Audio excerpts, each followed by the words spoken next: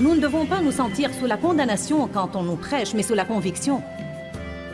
Amen. Restez avec nous dans Jouissez de votre vie.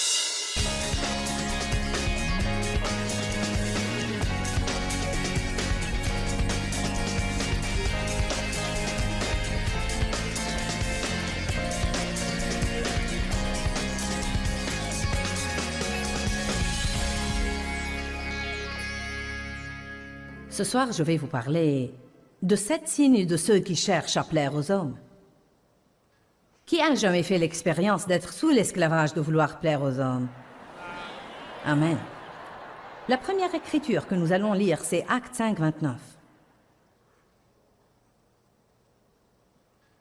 Je vais tellement répéter cette écriture ce soir dans l'espoir que vous ne l'oublierez jamais. Je suis allée une fois à une église où un pasteur prêchait cette écriture pendant, je ne sais pas, à peu près 3 mois. Toutes les semaines, on entendait la même chose.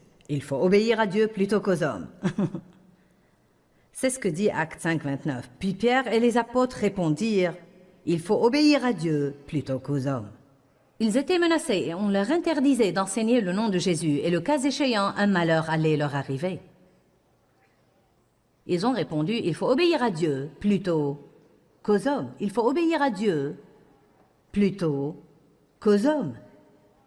Il faut obéir à Dieu plutôt qu'aux hommes. » Maintenant, ce serait bien si Dieu ne voit pas de problème dans ce que les gens nous demandent de faire. Mais nous devons être prêts à prendre une décision. Si ce que les gens nous demandent de faire va en réalité nous empêcher d'obéir au guidage du Saint-Esprit, et si ce que les gens nous demandent de faire va nous empêcher d'être fidèles à nos cœurs, et de faire ce que nous trouvons juste, ou s'il va nous pousser à pécher contre notre conscience. Amen. Une personne n'est pas libre si elle a tout le temps affaire à une conscience coupable. Nous ne devons pas faire des choses qui ne nous inspirent pas la paix. Colossiens 3 dit que la paix doit être l'arbitre dans notre vie. En d'autres termes, qu'elle décidera ce qui est acceptable et ce qui ne l'est pas. Nous ne sommes pas obligés de donner des excuses aux gens. Nous devons simplement dire « Je n'ai pas de paix à ce propos. » Parfois, vous ne savez même pas pourquoi vous n'avez pas de paix. Je respecte quelqu'un qui vient à moi et me dit « Tu sais quoi? J'aurais aimé faire ça. » S'il n'en tenait qu'à moi, j'aurais aimé le faire. Je suis presque exaspérée que Dieu ne me laisse pas le faire. J'ignore la cause. Mais tout ce que je peux te dire, c'est que je n'ai pas de paix. Je ne contesterai pas ça. N'essayez pas de persuader les autres de faire des choses qui ne leur inspirent pas de paix. Amen? Je vais le dire à nouveau. Voyons la chose de 2 façons. Ne laissez personne vous persuader de faire une chose qui ne vous inspire pas de paix. Et n'essayez pas de persuader quelqu'un de faire une chose qui ne lui inspire pas de paix. Soyons capables de suivre la paix. Il faut obéir à Dieu plutôt qu'aux hommes. Sinon, nous allons chercher la faveur des hommes et vous ne pouvez pas plaire aux hommes et à Dieu en même temps. Allez à 1 Thessaloniciens, chapitre 2, verset 4. Mais comme Dieu nous a mis à l'épreuve et nous a jugés dignes de nous confier les bonnes nouvelles de l'Évangile, ainsi nous parlons non pour plaire aux hommes, mais pour plaire à Dieu, qui sonde nos cœurs et qui éprouve nos cœurs. Que disent les apôtres là? Ils disent à maintes reprises, « Vous devez plaire à Dieu et non aux hommes. » Il dit, écoutez, je ne vais pas prêcher pour chatouiller vos oreilles et vous dire des choses que vous aimez entendre. Je ne vais pas vous prêcher d'une façon où vous ne trouvez pas à redire de moi et où je ne vous exaspère pas. Je vais prêcher pour plaire à Dieu et non pour plaire aux hommes. Il y a des moments où je prêche des choses et les gens se lèvent et s'en vont. Eh bien, je n'aime pas ça. Ça n'arrive pas fréquemment, mais je n'aime pas ça. Même la veille, quand j'ai d'abord commencé à prêcher sur comment vivre pour plaire à Dieu, et que nous devons être des employés honnêtes et ne pas voler le temps du travail parce que Dieu nous regarde tout le temps, une dame s'est levée et s'en est allée. Ça se voit lorsque les gens sortent parce qu'ils n'aiment pas ce qui arrive et lorsqu'ils sortent pour une bonne raison. Et je ne l'ai pas fait exprès, mais au moment où elle montait les escaliers, non, mais je ne la visais même pas, mais j'ai dit, il y a probablement certains de vous ici ce soir qui pensent, je me suis trompée de réunion. Et elle a fait, eh bien, qu'est-ce que ça peut me faire à votre avis? Je n'aime pas que les gens fassent ça, mais vous savez quoi? J'ai continué à prêcher ce que je prêchais. Je ne changerai pas mon message pour plaire à quelqu'un qui ne veut pas l'écouter. Car vous savez, ceux qui ne veulent pas écouter la vérité, et ceux qui ne veulent jamais écouter une chose qui les dérange, puis-je vous dire une chose? Si vous allez à une église où l'on ne dit jamais quelque chose qui vous dérange un petit peu, c'est que peut-être vous ne progressez pas et vous n'apprenez rien. Peut-être que tout ce que vous y gagnez, c'est d'être complimenté tout le temps. La parole doit nous pousser vers un nouveau niveau. Nous ne devons pas nous sentir sous la condamnation quand on nous prêche, mais sous la conviction. Amen? Ça ne me dérange pas que les gens se sentent dérangés. Nous n'avons qu'à dire aux placeurs de fermer les portes et ne laisser personne sortir. C'est contraire à la loi de faire ça, mais comme j'aimerais pouvoir le faire parfois. Si seulement je pouvais ouvrir les gens et leur fourrer tout ce que je sais et les refermer à nouveau et les envoyer chez eux. Mais ce n'est pas aussi facile que ça. Je dois attendre qu'ils soient ouverts à écouter. Allez maintenant. Si vous n'êtes pas ouvert à écouter la vérité, vous tournerez autour de la même montagne 20 fois de plus et vous finirez par revenir et dire « Enseigne-moi la vérité, car je ne peux plus supporter ma vie telle qu'elle est. » Combien de vous veulent être extrêmement heureux? Combien de vous veulent jouir de leur vie? Non, mais radicalement jouir de leur vie. D'accord.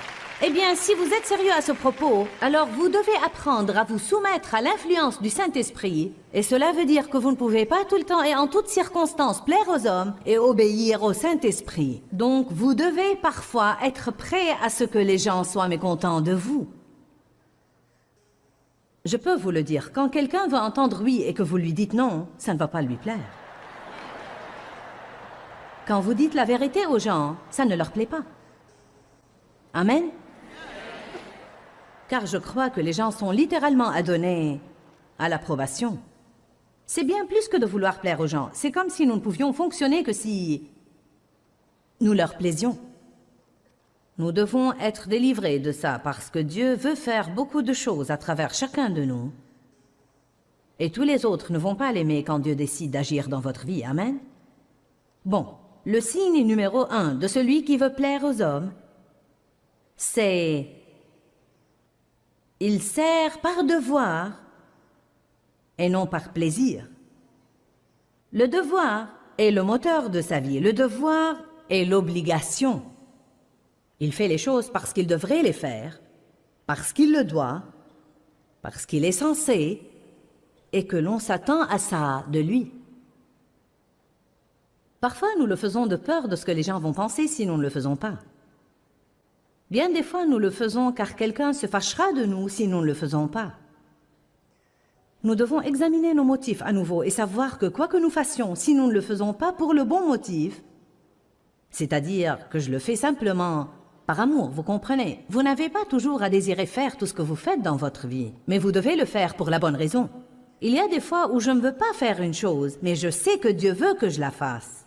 Je sais que c'est la bonne chose à faire, mais ça diffère de faire des choses que je déteste et que je méprise simplement par crainte de ce que les autres vont penser de moi si je ne les fais pas. Ça diffère aussi tout à fait du fait d'obéir au Saint-Esprit. Parfois, vous avez l'impression que Dieu ne veut pas que vous alliez quelque part et 3 personnes vous pressent d'y aller et vous finissez par aller. Et votre cœur vous condamne tout le temps. Vous ne faites mal qu'à vous-même en agissant ainsi. Apprenons à servir Dieu par plaisir et non pas par devoir. J'en suis au point où je crois que la plupart des choses que Dieu veut que je fasse, il mettra en moi un semblant de désir de le faire. S'il veut que je jouisse de ma vie, il ne va pas me contraindre tout le temps à faire des choses que je déteste et méprise absolument, et que je n'ai aucune envie de faire. Maintenant, à nouveau, l'équilibre, c'est que nous devons vivre avec l'esprit de sacrifice et nous devons parfois faire des choses justes car nous savons qu'il le faut. Mais il y a un équilibre.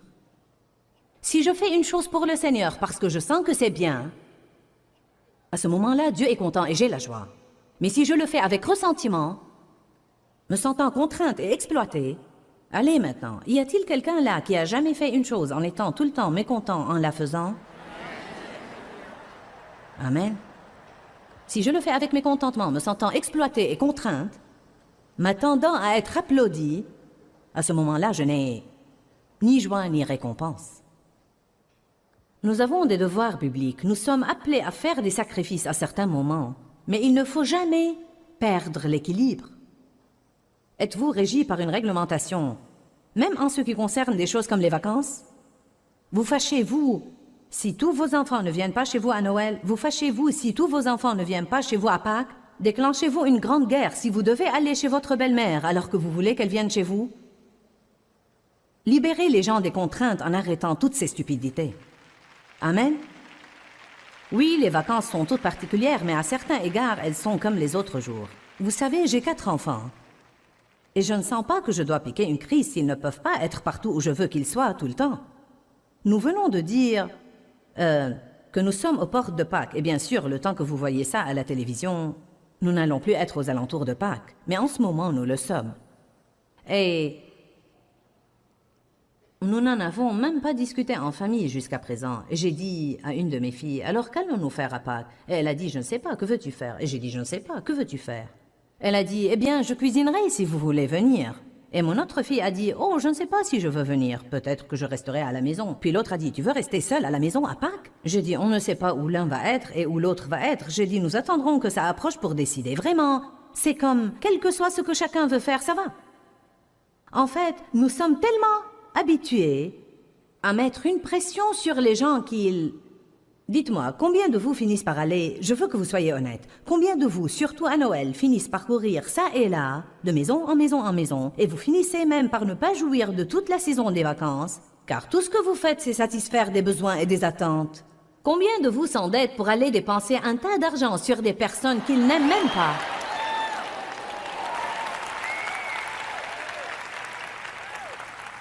Eh bien, je prêche bien.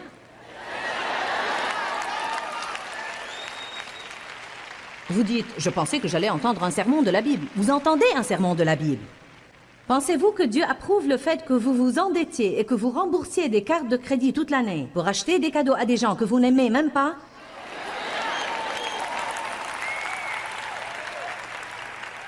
Allez, je défie quelqu'un doublement ce soir de sortir à la liberté.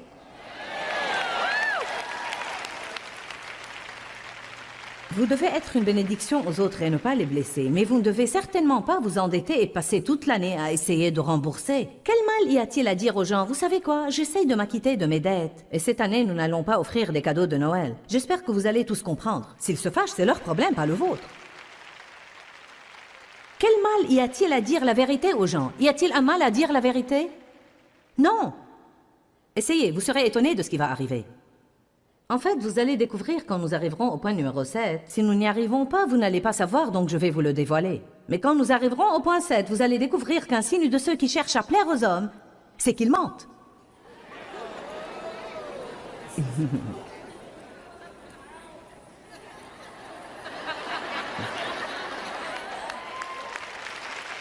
Ils disent qu'ils aiment des choses qu'ils n'aiment pas.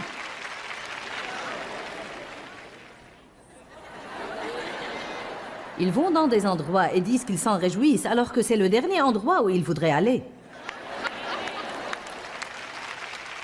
Mais c'est le point numéro 7. Nous ne voulons pas trop nous dépasser. Romains 7, verset 6. Je pense vraiment que les gens aspirent à la liberté. Mais pas la liberté de faire tout ce que vous voulez faire tout le temps. Nous sommes appelés à être altruistes et nous devons faire des choses pour les autres. Mais faisons-les pour un bon motif et avec une bonne attitude. Si je vais faire quelque chose pour vous de bon cœur, je ne dois pas le faire en murmurant dans votre dos. Dieu soit loué. Oh, les saints ont l'air nerveux ce soir.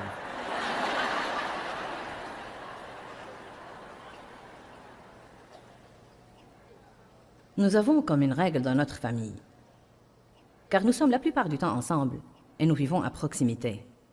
Et nous avons 4 enfants et 8 petits-enfants. Nous avons une règle dans notre famille. Nous nous sommes mis d'accord d'être francs les uns envers les autres sans que personne ne se fâche. En d'autres termes, si ma fille appelle sa sœur et lui dit « Peux-tu surveiller mes enfants ?» et qu'elle réponde « Je ne peux pas le faire ce soir », elle ne va pas se fâcher et la mettre sous pression. Il y a tant de contraintes que des personnes exercent sur d'autres personnes, surtout dans les familles. Ils font sentir aux autres qu'ils devraient et qu'ils sont obligés et qu'ils le leur doivent.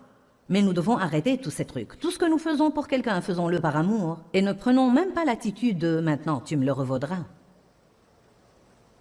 Allez maintenant.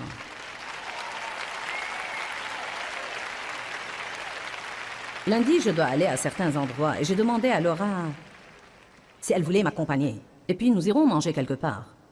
Puis j'ai dit à mon autre fille qui a les jumeaux, tu peux nous accompagner. Nous aimerions t'avoir si tu peux venir, mais tu n'y es pas obligé. Fais tout ce qui t'arrange. Tu es libre. Nous essayons exprès de supprimer les contraintes dans la famille au lieu de faire pression les uns sur les autres. Amen. Romains chapitre 7 nous apprend à être menés par le Saint-Esprit. Et le verset 6 dans la Bible amplifiée dit « Mais maintenant nous avons été affranchis de la loi ». Évidemment, il parle de la loi de l'Ancien Testament, mais nous pouvons imposer des lois aux autres et nous pouvons aussi nous imposer des lois dans notre vie. Vous pouvez même faire d'une chose comme nettoyer votre maison une loi.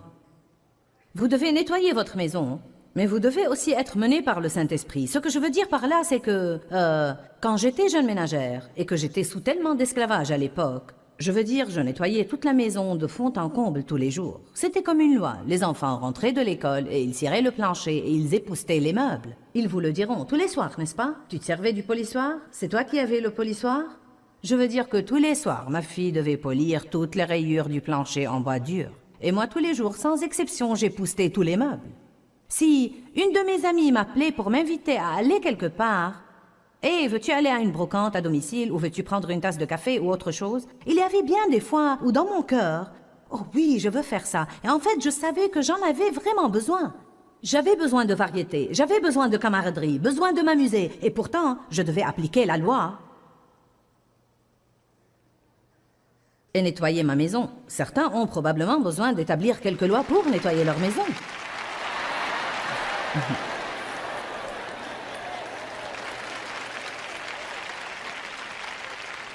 Ce frère là-haut fait du coude à sa femme et fait du coude à sa femme. Il pense probablement, Joyce, tais-toi, ne lui dis pas qu'elle ne doit pas nettoyer la maison.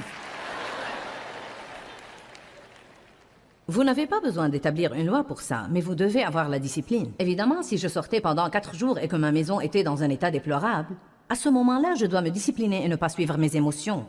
Mais en même temps, je n'ai pas à nettoyer la chose tous les jours sans exception.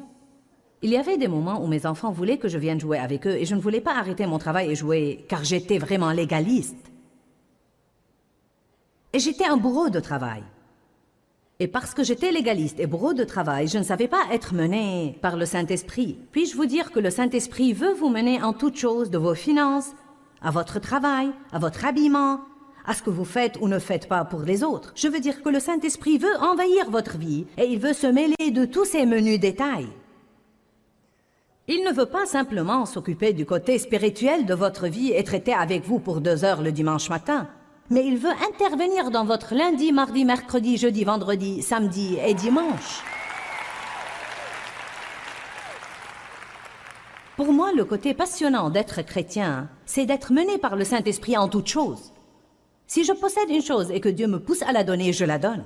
Si je vais au restaurant et que Dieu me pousse à payer le dîner de quelqu'un que je ne connais même pas, je le fais.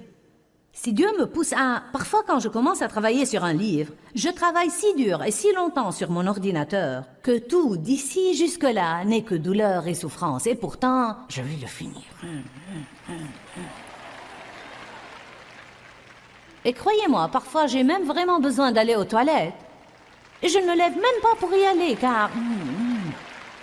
Eh bien, vous savez quoi? C'est parfois un sacrifice pour moi que d'obéir au Saint-Esprit, rien que pour me lever. Mon chiropracteur me dit, lève-toi au moins 1 fois par heure et étire tes muscles et fais un peu de ceci et un peu de cela, car c'est dur pour ton dos, Joyce, si tu restes assise là pendant des heures dans cette position à faire ça. Voyez, il y a même des petites choses auxquelles vous ne pensez peut-être pas et qui, si vous ne suivez pas les conseils du Saint-Esprit, peuvent vous rendre malade et vous faire du mal.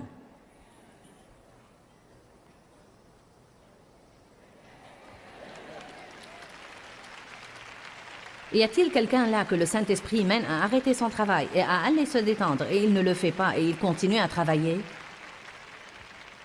Mon petit-fils qui a 8 ans a levé la main. Je ne crois pas.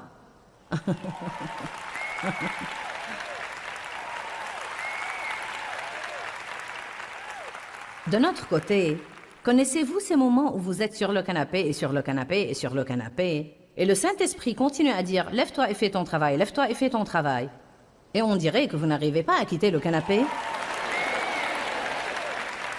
Je ne sais pas, il paraît que nous avons plus de mollassons que de bourreaux de travail. Romains 7,6 dit « Mais maintenant nous avons été affranchis de la loi et nous avons terminé toute relation avec elle, étant morts à ce qui nous tenait captifs. » Donc maintenant, nous ne servons plus en obéissant au régime de règles écrites, mais en obéissant aux incitations du Saint-Esprit en nouveauté de vie. Avez-vous l'impression d'être coincé dans toutes les choses que vous avez à faire? J'ai quelqu'un là à qui prêcher, amen? Je sais que les gens se sentent de la sorte. Je me sens coincé. J'ai toutes ces obligations et ces choses que je dois faire. Savez-vous ce que Dieu doit me dire de temps en temps? Joyce, c'est toi qui fais ton programme. Personne ne t'oblige à accepter de faire toutes ces choses. Si c'est trop et que tu t'épuises et que tu vas rouspéter et te plaindre tout le temps, décommande une partie. Non est un mot ouin. Alléluia. Pouvons-nous tous nous y entraîner ce soir? Non. Dieu soit loué. Est-ce que je dis souvent oui aux choses et puis après je me plains en privé de devoir les faire?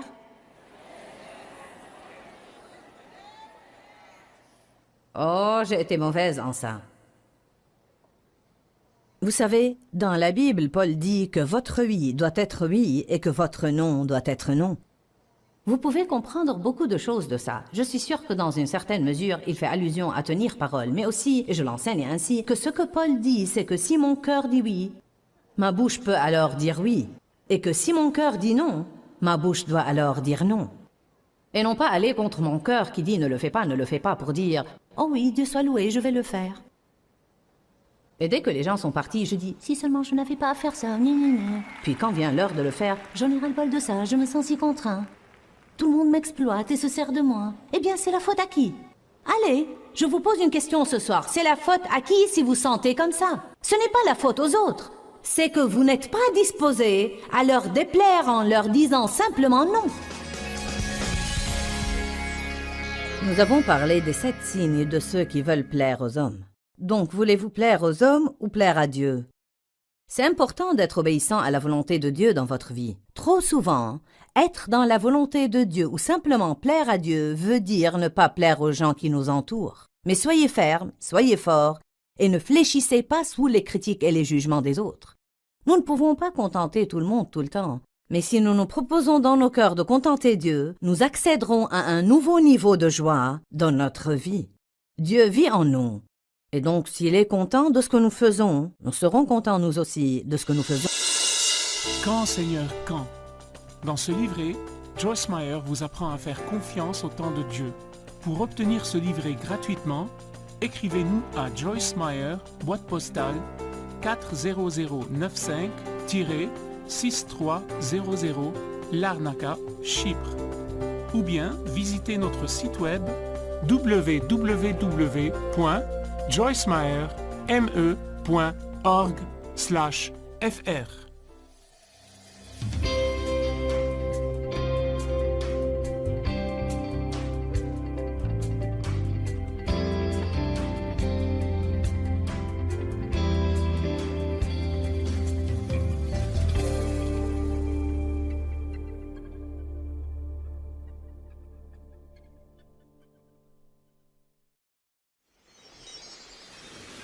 Ne vous fâchez pas de tous ceux qui vous entourent parce qu'ils ne vous donnent pas ce dont vous avez besoin. Allez à Dieu d'abord et Dieu œuvrera à travers les gens. Restez avec nous dans Jouissez de votre vie.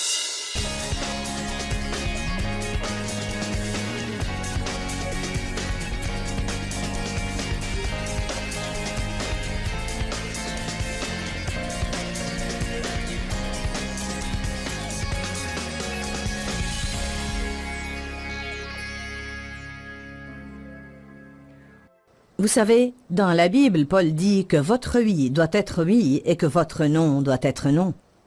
Vous pouvez comprendre beaucoup de choses de ça. Je suis sûre que dans une certaine mesure, il fait allusion à tenir parole, mais aussi, et je l'enseigne ainsi, que ce que Paul dit, c'est que si mon cœur dit oui, ma bouche peut alors dire oui, et que si mon cœur dit non, ma bouche doit alors dire non. Et non pas aller contre mon cœur qui dit ne le fais pas pour dire « Oh oui, Dieu soit loué, je vais le faire ». Et dès que les gens sont partis, je dis « Si seulement je n'avais pas à faire ça, gna gna gna. » Puis quand vient l'heure de le faire, j'en ai ras-le-bol de ça, je me sens si contraint. Tout le monde m'exploite et se sert de moi. Eh bien, c'est la faute à qui? Allez, je vous pose une question ce soir. C'est la faute à qui si vous sentez comme ça? Ce n'est pas la faute aux autres. C'est que vous n'êtes pas disposé à leur déplaire en leur disant simplement non. Je vais me trouver quelqu'un ce soir qui veut être délivré. Qui voudrait être délivré de vouloir plaire aux gens? Y a-t-il quelqu'un parmi vous qui voudrait être délivré? Y a-t-il quelqu'un qui nous regarde à la télé qui voudrait être délivré? Je vous imagine dans vos maisons disant « Ouais !» Oh, Seigneur, prends pitié. Si seulement quelqu'un me l'avait prêché depuis 28 ans quand je suis d'abord allé à l'église. Vous n'avez pas besoin d'entendre toutes les semaines le même message sur le salut. Une fois que vous êtes régénéré, quelqu'un doit vous apprendre à vivre. Quelqu'un doit vous apprendre à bien vous entendre avec les gens.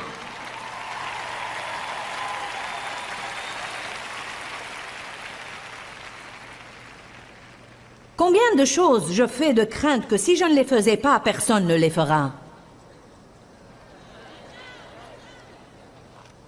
Combien de choses je fais de crainte que même si je laissais quelqu'un d'autre les faire, il ne les fera pas aussi bien que moi.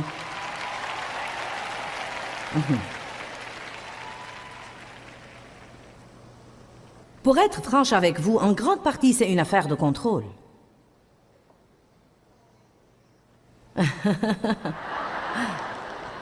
Oui, mais ce sera un aïe, alléluia. Vous pouvez dire aïe ce soir, mais dans quelques semaines, vous direz alléluia, j'ai été libéré. Nous devons vraiment y penser. Combien de choses que je fais, je les fais car je veux simplement contrôler. C'était un des problèmes de ma vie.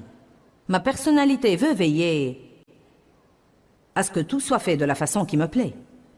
J'ai eu du mal à abandonner des trucs, mais j'ai finalement trouvé que je devais soit le faire, soit mourir, un des deux. J'ai l'impression qu'il y a des personnes ici qui sont dans la même situation. C'est comme, soit que je vais avoir à abandonner quelques trucs et arrêter d'essayer de tout faire moi-même, soit que je ne vais pas pouvoir continuer. Eh bien, mes chers, Dieu va désigner des gens pour vous aider, mais vous devez avoir la révélation qu'ils ne le feront pas exactement à votre manière, mais ça ne sera pas faux. Différent n'est pas faux. Il vaut mieux qu'ils ne le fassent pas exactement à votre manière, plutôt que de vous voir mourir de frustration ou aller chez le médecin pour prendre une nouvelle charge de pilule. Avez-vous jamais connu une société aussi stressée que la nôtre? Tout le monde est stressé. Comment vas-tu occupé? Comment vas-tu fatigué? Comment vas-tu stressé? Non, mais nous avons un témoignage bizarre de nos jours. Allez maintenant.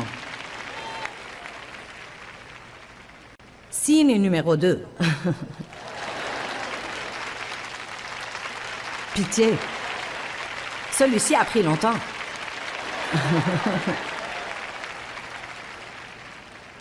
Le second signe de celui qui veut plaire aux hommes, c'est qu'il met ses besoins légitimes de côté rapidement et régulièrement. Nous avons tous des besoins, surtout émotionnels. Les nier va finalement nous créer une situation explosive. Je veux que vous sachiez que j'ai besoin d'une bénédiction moi-même. J'ai besoin d'un jour de congé. Parfois, je dis à Dieu, Dieu, j'ai besoin d'une surprise. Dites à Dieu ce dont vous avez besoin. N'ayez pas peur de dire à Dieu ce dont vous avez besoin. Dieu, j'ai besoin d'une étreinte. Dieu, j'ai besoin d'une surprise. J'ai besoin d'une bénédiction. J'ai besoin de quelqu'un qui m'aide. J'ai besoin de quelqu'un qui fasse quelque chose pour moi. Ne vous fâchez pas de tous ceux qui vous entourent parce qu'ils ne vous donnent pas ce dont vous avez besoin. Allez à Dieu d'abord et Dieu œuvrera à travers les gens. Nous avons déjà discuté de ça. Dieu nous a tous créés pour avoir besoin d'amour, de coopération, de lien avec les autres, d'encouragement, de quelqu'un à qui se confier, de quelqu'un à qui parler. Nous avons besoin d'être acceptés, nous avons besoin d'approbation, nous avons besoin de joie. Vous devez arrêter de nier que vous avez besoin de ces choses-là. Alors que vous faites tout pour les autres et que vous finissez par être plein d'amertume et de ressentiment car vous vous sentez exploité. Amen. De temps en temps, je m'entends dire des choses comme J'ai vraiment l'impression que tout le monde prend et qu'il ne me reste rien de moi. Je me sens dépourvue. Eh bien, je suis la seule à pouvoir arranger ça. C'est la chose dont nous n'aimons pas assumer la responsabilité parfois. Allez, je vous dis quelque chose que vous devez savoir. Parfois, nous voulons blâmer, mais nous sommes les seuls à pouvoir arranger la situation. Et ce que nous devons faire, si nous avons besoin d'une chose, c'est que nous devons trouver le temps de la laisser se réaliser dans notre vie. Si vous avez besoin de vous amuser, arrêtez le travail pour un jour et allez vous amuser. Amen. Combien de vous connaissent des personnes qui encouragent? D'accord. Eh bien, si vous avez besoin d'encouragement, invitez-les à déjeuner. Ne sortez pas avec les pommes sauvages que vous connaissez. Et tous ceux qui vont vous raconter toutes les choses aigres auxquelles ils peuvent penser. Je connais des gens qui, à chaque rencontre, vont se défouler sur moi. Je connais des gens qui, à chaque rencontre, vont me demander des conseils. Eh bien, devinez quoi, quand je me sens dépourvue, je ne sors pas avec ces gens-là. Je connais d'autres personnes qui vraiment débordent d'encouragement. Il y a certaines choses que nous pouvons faire pour nous-mêmes si nous le voulons. Savez-vous pourquoi nous ne le faisons pas? Parce que nous formons une dépendance à l'attitude de nous apitoyer sur nous-mêmes. Allez, nous ferions aussi bien de frapper au point sensible ce soir et nous libérer. Ne le savez-vous pas? Parfois nous aimons ce sentiment de... Que quelqu'un dise « je peux m'aider si je veux ». Je connais une femme magnifique, qui fait et fait et fait pour tous les autres.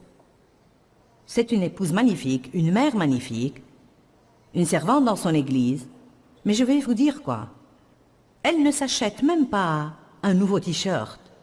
Car elle prend l'attitude, eh bien non, je peux m'en passer, je peux m'en passer. Mais elle finit par prendre une attitude. Et vous savez quoi? Les gens doivent arrêter de faire des choses pour tous les autres et ne jamais rien faire pour eux-mêmes. Certains de vous sont épuisés de servir les autres. Et vous devez prendre un peu d'argent et aller vous acheter quelque chose. Faites quelque chose pour vous-même, comme prendre quelques jours de congé et vous reposer un peu.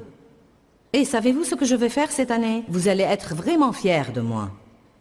En fait, je n'ai jamais fait ça depuis 28 ans. Je vais prendre un congé d'un mois complet.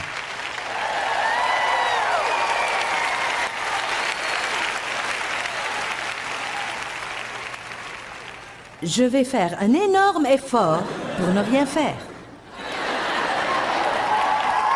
Sauf me faire des massages, boire des cappuccinos et regarder de bons films décents et prier et rechercher le Seigneur et m'amuser un peu avec mes enfants. Peut-être que j'écrirai un peu tous les jours, je ne sais pas. Non.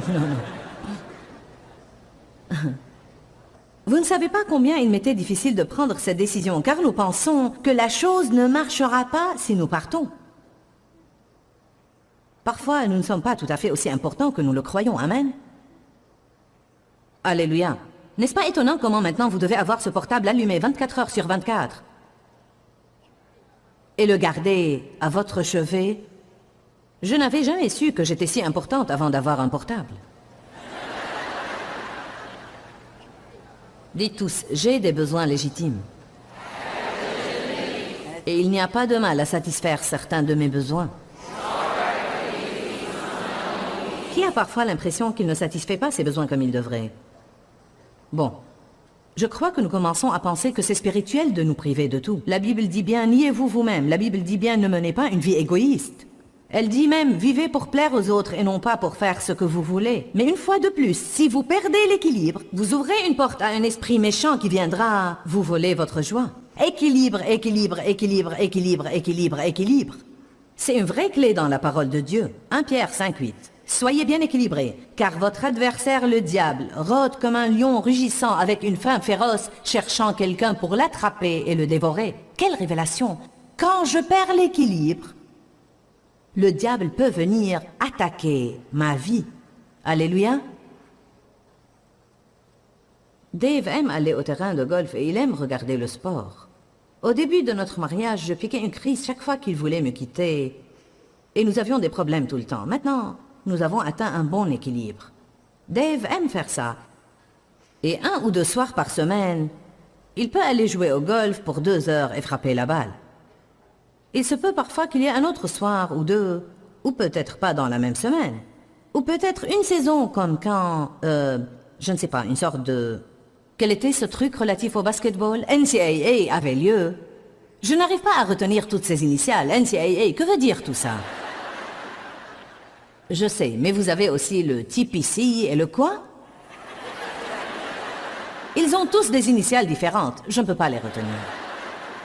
En tout cas, il aime tous ces trucs et moi pas. Cela m'exaspérait car il aimait ce que je n'aimais pas et il n'allait pas être à mes côtés tout le temps. Mais maintenant, nous avons atteint un équilibre. C'est comme, tu sais quoi? Hé, je veux rester seule. Pourquoi n'irais-tu pas?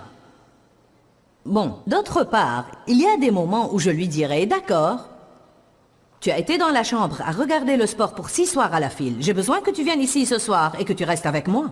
Nous en sommes à un point dans notre accord où il dira, veux-tu vraiment que je fasse quelque chose avec toi? Oui, je veux. Ne dites pas à quelqu'un, non, je ne veux pas, dans l'espoir qu'il saisira l'allusion et le fera. Vous n'êtes pas marié à des télépathes. Maintenant, nous en sommes au conseil de mariage. Ne le faisons-nous pas? Nous ne révélons pas aux autres nos besoins légitimes. Ensuite, nous nous fâchons d'eux car ils n'y répondent pas. J'ai dit, nous ne révélons pas aux autres. Vous voyez quelle vie fine j'ai? Je sais même où vous en êtes. J'ai dit, nous ne révélons pas aux autres nos besoins légitimes. Ensuite, nous nous fâchons d'eux parce qu'ils ne répondent pas à ces besoins que nous ne sommes pas prêts à révéler.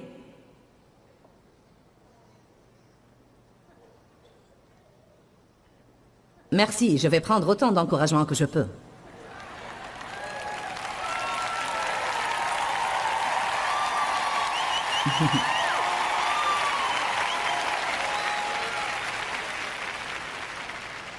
Avant d'avoir une relation sérieuse avec Dieu, mon attitude était la suivante. Si je ne m'occupe pas de moi-même, personne ne le ferait. Comme chrétienne engagée, j'ai changé à « je vais sacrifier le tout pour mon appel », même mes propres besoins légitimes pour le repos, la joie et les amis. J'ai dû m'installer quelque part au milieu, car les deux peuvent vous tuer. Amen. Signe numéro 3. Celui qui cherche à plaire aux autres se sent mal quand ses décisions ne plaisent pas aux autres. Celui qui veut plaire aux gens, il lui est presque impossible de décevoir quelqu'un et de ne pas se sentir horriblement coupable. Acte 5, 29. Il faut plaire à Dieu plutôt qu'aux hommes. Aussi grande que soit la déception des autres, nous devons obéir à Dieu plutôt qu'aux hommes.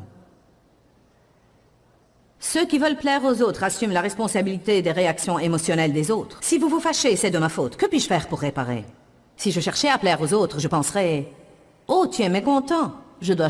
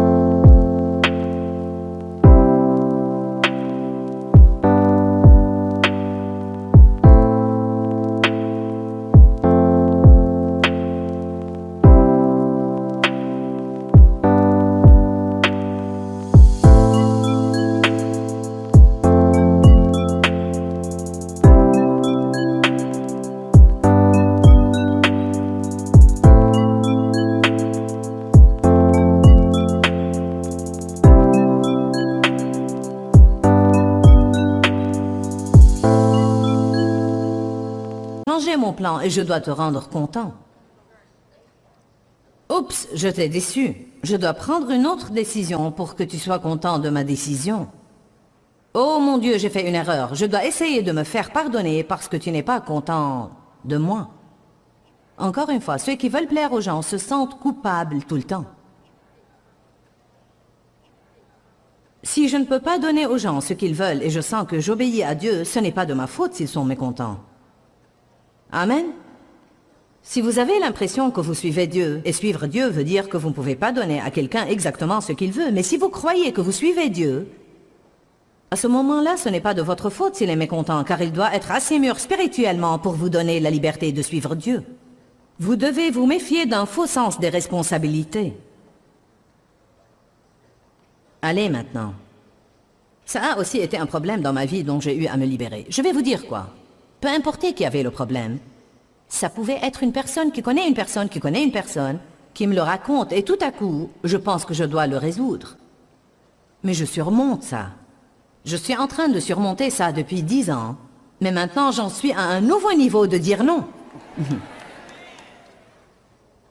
Les gens pensent qu'ils sont les seuls à vous demander de faire quoi que ce soit. Ah, peux-tu seulement faire ça pour moi? Je ne voulais pas te déranger, mais si tu pouvais juste me rendre cette faveur. Oui, je peux rendre certaines faveurs, mais je ne suis qu'une personne et je ne peux pas tout faire. Même dans des conférences comme ça, des gens viennent et ils pensent qu'ils vont pouvoir parler avec moi ou avec n'importe quel autre pasteur. Et tous veulent que tu leur signes tout ce qu'ils ont et prendre des photos. Savez-vous quoi? Ça me manque vraiment. La chose dont les gens ne se rendent pas compte, c'est que j'aime faire ça, mais je ne peux pas tenir le coup physiquement.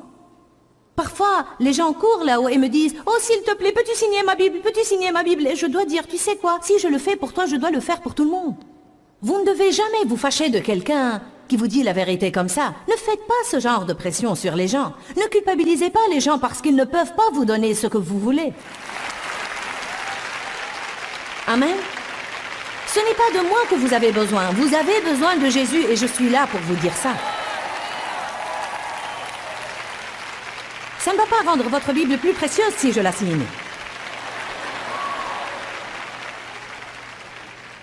Dieu soit loué, je suis contente que vous m'aimiez et que vous veuillez me rencontrer et toutes ces choses-là. Et j'aime avoir l'occasion de rencontrer les gens et d'être avec eux. De temps en temps, quand je fais une petite réunion, je m'en réjouis car je peux toucher les gens et les voir. Ne vous fâchez pas des prédicateurs, ils se croient trop importants pour s'associer au peuple. Non, nous désirons rester vivants.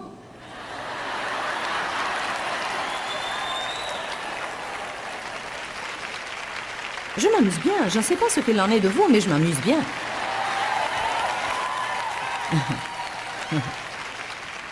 Si vous avez un faux sens des responsabilités, voilà ce que vous allez avoir. Une perte de joie et une pression permanente. Amen. Signe numéro 4. Ceux qui veulent plaire aux gens ne vivent pas avec des limites et ne vivent pas avec une marge. Ils se poussent au-delà des limites raisonnables. Ils n'aiment pas admettre qu'ils ont des limites. Je ne peux pas faire ça parce que je fais déjà tout ce que je peux faire. Non, je ne peux pas m'engager à autre chose parce que je fais déjà tout ce que je peux faire. Et si je fais une chose en plus, je désobéis à Dieu. Oh, allez, tu peux juste faire ça. Ça ne va prendre que... Non, je ne peux pas faire ça. Je vais suivre les instructions de Dieu. Amen. Allez à Exode 18. Nous allons voir que c'est pieux d'admettre que nous avons des limites. Nous ne sommes pas tous pareils et certains de vous n'ont probablement aucun problème sur certains de ces points. Mais il y en a d'autres. Combien de vous sont dans le groupe des autres comme moi où vous avez besoin d'un peu de ces trucs? Qui parmi vous a beaucoup de pression dans sa vie? Combien de vous se sentent stressés et que vous avez beaucoup plus à faire que votre journée ne le permet? Donc au moins 80% de la foule ont besoin de ce message. Je vais croire que les autres 20% sont trop stressés pour lever la main.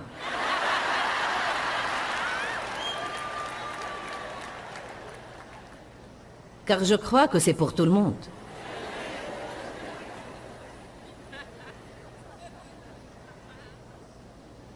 Bon, j'ai noté là, quand je prends une décision et que ceux qu'elle affecte se fâchent contre moi, est-ce un défaut en moi ou un défaut en eux? C'est un défaut en eux. Mais si vous avez ce faux sens des responsabilités, vous assumerez la responsabilité. Ceux qui cherchent à plaire aux autres ne savent pas vivre avec des limites. Exode 18, 14, c'est arrivé à Moïse. Quand le beau-père de Moïse vit tout ce qu'il faisait pour le peuple, Cela peut être vos amis, cela peut être vos enfants, cela peut être votre patron, cela peut être à l'église. Savez-vous que vous pouvez même exagérer?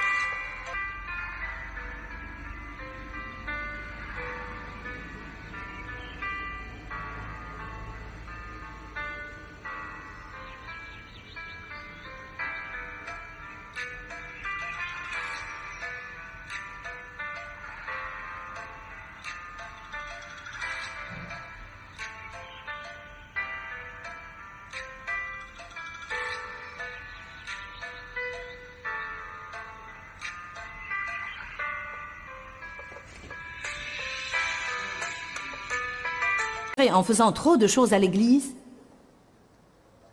Triste à dire, mais si nous trouvons quelqu'un de travailleur,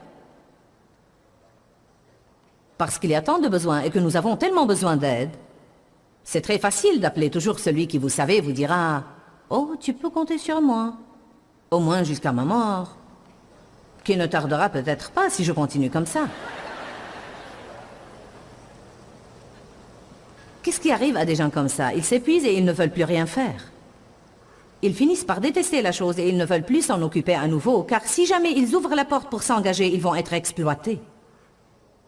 Je remets la responsabilité sur vous. Dites non, je suis en train de faire tout ce que je peux faire. Désolé, j'aimerais vous aider. Je prierai Dieu de vous envoyer quelqu'un, mais je ne peux vraiment pas faire plus que je ne fais. Donc il vit tout ce qu'il faisait pour le peuple.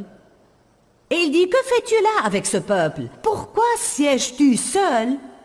Et tout le peuple se tient-il devant toi depuis le matin jusqu'au soir? Moïse répondit, c'est que le peuple vient à moi pour consulter Dieu. Quand ils ont une affaire, ils viennent à moi. Et je règle le litige qu'ils ont entre eux, et je leur fais connaître les décrets de Dieu et ses lois. Et le beau-père de Moïse lui dit, ce que tu fais là n'est pas bien. Tu vas sûrement t'épuiser toi-même et le peuple qui est avec toi. Maintenant, c'est intéressant. Pourquoi le peuple serait-il épuisé? Parce que Moïse faisait tout pour lui. Voilà une révélation. Si vous faites tout au lieu d'eux et à la place de tout le monde, vous les privez à ce moment-là d'employer leurs dons et vous les privez également de jouer leur rôle. Tout le monde dans la famille doit participer. C'est ce qui vous rend une famille. Ce n'est pas bien que la mère fasse tout pour tout le monde pendant que tous les autres jouissent de leur vie et elle se tue. Et puis finit par avoir cette attitude dans son cœur. Tout ce que je fais, c'est travailler, travailler, travailler. Ce que tu fais n'est pas bien. Tu vas sûrement t'épuiser toi-même et le peuple. Car la tâche est trop lourde pour toi. Tu ne peux pas l'accomplir tout seul. Écoute ma voix, je te donne un conseil et que Dieu soit avec toi. Tu représenteras le peuple devant Dieu, portant ses affaires et ses causes devant lui, lui enseignant les décrets et les lois, lui faisant connaître le chemin à suivre et la conduite à tenir. Et puis tu choisiras des hommes capables parmi tout le peuple, des hommes intègres, craignant Dieu, incorruptibles, et tu les établiras sur des milliers, des centaines et des dizaines pour être leurs chefs. Et tu les laisseras juger le peuple en permanence. Tout ce qui a de l'importance, ils te le présenteront, mais les petites causes, ils les jugeront eux-mêmes.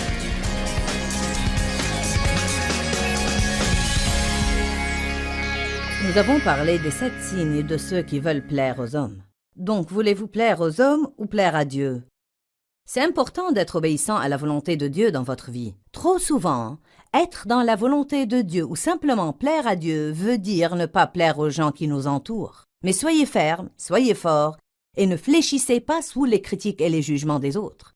Nous ne pouvons pas contenter tout le monde tout le temps. Mais si nous nous proposons dans nos cœurs de contenter Dieu, nous accéderons à un nouveau niveau de joie dans notre vie.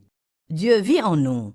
Et donc, s'il est content de ce que nous faisons, nous serons contents nous aussi de ce que nous faisons. Pourquoi, Seigneur, pourquoi? Dans ce livret, Joyce Meyer nous enseigne à travers la parole comment être délivré de la confusion. Pour obtenir ce livret gratuitement, écrivez-nous à Joyce Meyer, boîte postale 40095-6300 Larnaca, Chypre. ou bien visitez notre site web www.joycemeyer.org/fr.